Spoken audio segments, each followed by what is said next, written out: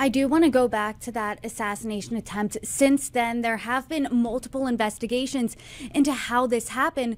What are some of the biggest questions you still have less than 3 weeks later?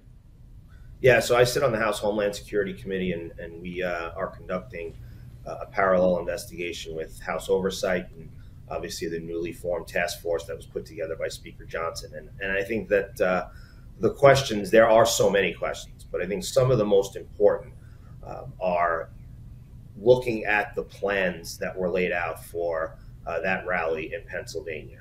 Let's look at the pre-plan operation. Let's look at the plan of attack for the day. Were the resources that were requested, were they all provided? Were the resources that were on site, were they trained for that situation?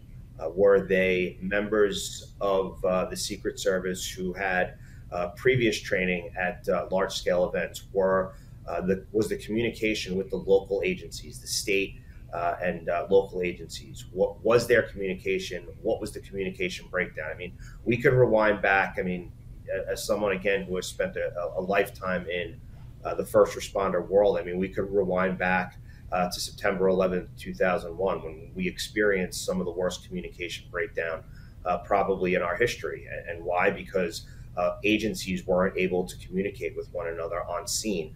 And were unable to provide critical information that probably would have saved lives on that morning. And I think that, again, you asked your question, are we better off today than we were at that last incident? And, you know, we need to make sure that the Secret Service are coordinating with local agencies. And we've all seen it. It's one of those things, the Secret Service comes in, or a bigger law enforcement agency. You know, I was a member of the NYPD.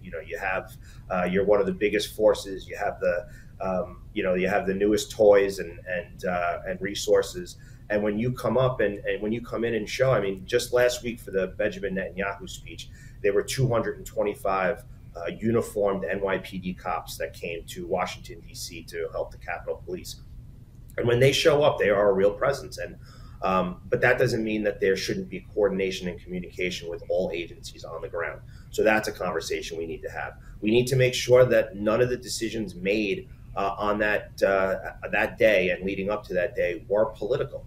What were there resources that weren't provided to that rally because of who the rally was for? We asked the questions. Why wasn't RFK Jr. provided the Secret Service protection that his team requested months and months ago? So there are a lot of questions that need to be answered. As someone who spent a career in law enforcement, I am not ready to start Monday morning quarterbacking it and pointing fingers until I have all the facts in front of me, till I read the transcripts, till I hear the radio transmissions, till I have the opportunity to interview and interrogate the individuals who need to be held accountable. And then I will utilize my 16 years of investigative experience to make an informed decision on how we move forward.